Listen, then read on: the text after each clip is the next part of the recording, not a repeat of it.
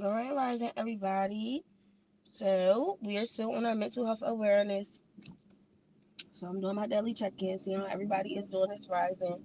As y'all can see, I'm all over the place a little bit, but all is well. The kids are off to school. I'm going to go do a little bit of self care for myself today because, like I said, me personally, I'm not just working to just pay my bills and provide for my children. I have to get back into my self care. I did have my first therapy session the other day, and that is something that I told her I will work on this week. So I have to go get my nails done and my feet done because they look crazy. My hair doesn't get done until June, so in the meantime, I'm gonna be doing little stuff to keep it up or whatever. Because when you look good, you feel good, and I feel like that's um a big part of your mental health, keeping your mental health up to par, keeping your vibrations high. So when you look good, you feel good. So whatever it is that you got to do, whatever it is that you want to look like, however, I can't get my words out. They is really not trying to let me get this message out this rising. But however you want yourself to feel, invest into that. Me, I don't need much because I don't do makeup. I don't wear weave and all that stuff. But I'm going to get my lashes done too because I haven't had my lashes done in like 6 months. It's been a minute. But honestly, it hasn't even been like an intentional thing. I just wanted to kind of see like how long my lashes would grow without me putting lash extensions on. Because I always like I wouldn't miss a week, wouldn't miss a day without my lashes, even if I had to put them on myself. So therefore, I think I'm gonna go ahead and get my lashes done today, get my feet done, get my nails done. I was off yesterday, so I definitely got my good rest, and I feel like that's a big part of your mental health too. Is just getting your much needed rest when you need to get your rest. You can't be at the end of the day. Um, you can't be neglecting yourself, neglecting your rest, not taking the time you need to make sure you're good. Like, I rip and run a lot. I do a lot. I do a lot for my friends. I do a lot for my family.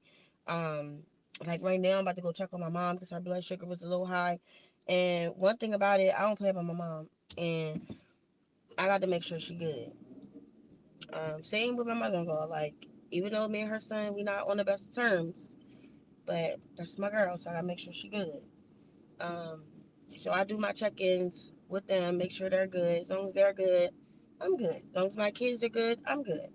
So I just feel like family is important, and I feel like if you're not making sure you're good, you're not making sure your family is good, like your core people, I don't know what you're doing.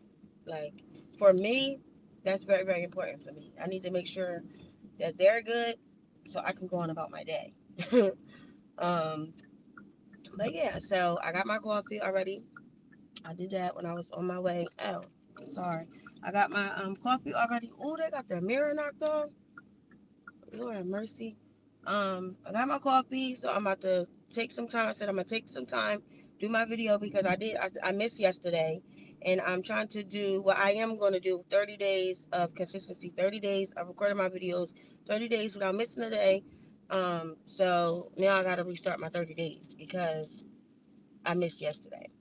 But nevertheless, I'm not giving up. I'm going to continue to record my content. I'm going to continue to speak about mental health because when people speak about mental health, they only say like negative things. They only say, "Oh, mental health is real." You can tell mental health is real because this person over here losing their mind. But what they fail to realize is it could very well be you. It could very well be you tomorrow losing your mind, and then somebody else will have that for you, saying, "Oh, look at them. They done lost their mind." That's not something to joke about, especially coming from where we're from. It's always something going on. Coming from the inner cities, urban communities, however you want to label it, we all are faced with things that we're not happy about. We all are faced with things that are very depression. They're very depressing. When you oh shit. When you I did not see them. When you yo, I'm telling you, I'm having a hard time recording this video today. But when you are living in these cities and these urban communities, it's almost like you have to find motivation from somewhere else. You have to. dig deep down and inspire yourself. And honestly, the type of person I am, I've always gotten inspiration for the stuff I didn't want to be like, or the people I didn't want to be like, the things that I didn't want to see manifest in my life. And even though I've seen some of these things manifest in my life, such as drug addiction, um, that's the biggest thing. Things like that, like I never wanted to end up on the streets. Never wanted to end up, you know, destitute, basically, with nothing. I always worked really hard to make sure and ensure that that wasn't my story. Um, and in my life story is a lot of betrayal. It's a lot of heartache. It's a lot of drug addiction. It's a lot of abandonment. It's a lot of self sabotaging. It's a lot of things that have occurred in my life that I don't necessarily speak about, but I would be on here with a series every month because I have so much that has occurred in my life that I have not shared yet. Um, and I was thinking, like, you know what? Instead of me talking about dumb stuff, I could really be talking about the things that I have experienced with, the things that have occurred in my life that possibly could help someone else if they haven't if they have been through some of the things that I've been through. And I just feel like instead of people speaking about things in a negative way, speak about it in a way where you're trying to enlighten someone, trying to teach someone something, or trying to encourage someone. Because I have lost friends to drug addiction. I have lost family to drug addiction. Um, my spouse is an active drug addiction. So there is so many things that have hurt me to my core, but it also keeps me motivated and inspired to do better. You understand? It keeps me motivated and inspired to be a better role model for my children. Um, and like I said, it's not easy being on this end of it. It's not easy being on either side of the drug addiction piece. To be a family member or a loved one, it's very very hard. And then to be on the other end, being the actual person with the drug addiction, is very very hard.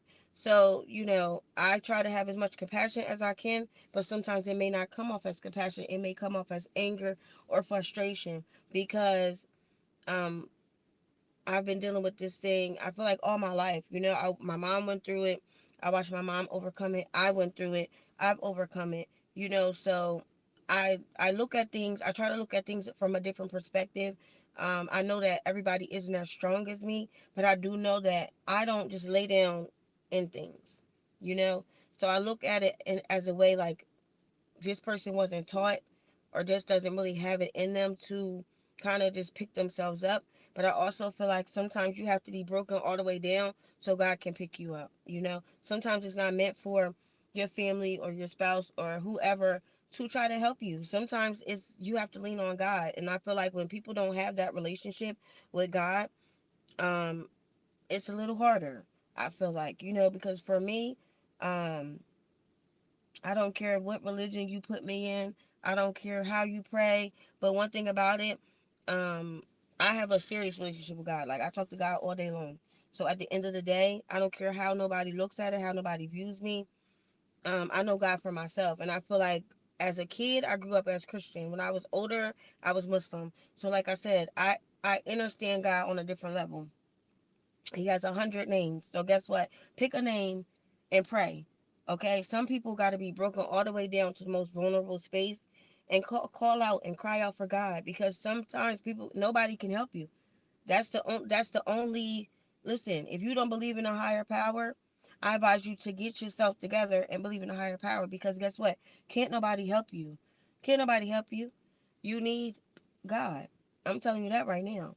Because I know for me, if it had not been for God helping me, saving me, and bringing me to where I am today, I don't know where I would have been.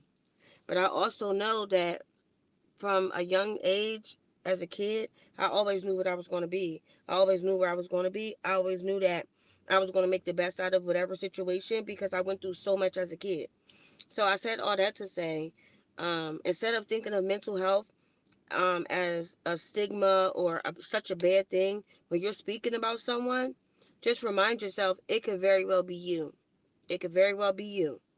Nobody's exempt.